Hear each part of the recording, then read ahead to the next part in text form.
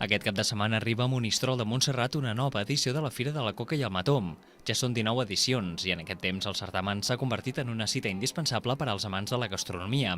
L'entorn del massís de Montserrat és un territori molt ric en productes propis i a través de la fira es vol donar a conèixer aquesta varietat, que va molt més enllà de la coca i el mató. Des d'unes mandonguilles que farem de bacallà amb una mica de crema de mongetes, un civet de senglar amb aromes de Montserrat, també jugarem amb les anous i les de xocolata i diverses coses més que anirem fent així.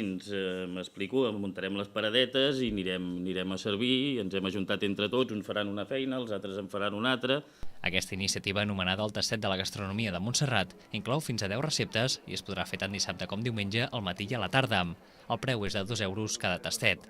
Aquesta és una de les novetats d'aquest any, que substitueix el tastet dels portals. Aquests tastets de portals els deixarem de fer i farem uns tastets de la gastronomia del Montserrat.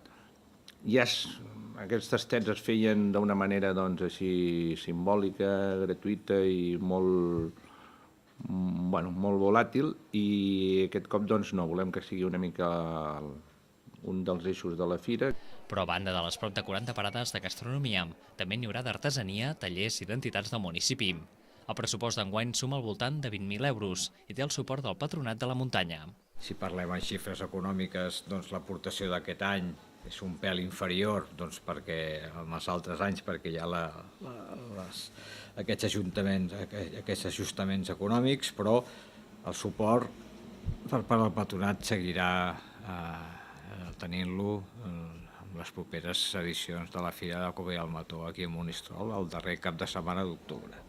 Es preveu que diumenge al matí sigui el moment de màxima afluència de públic pels carrers de Monistrol de Montserrat. Durant tot el cap de setmana s'espera que passin pel municipi entre 8.000 i 10.000 persones.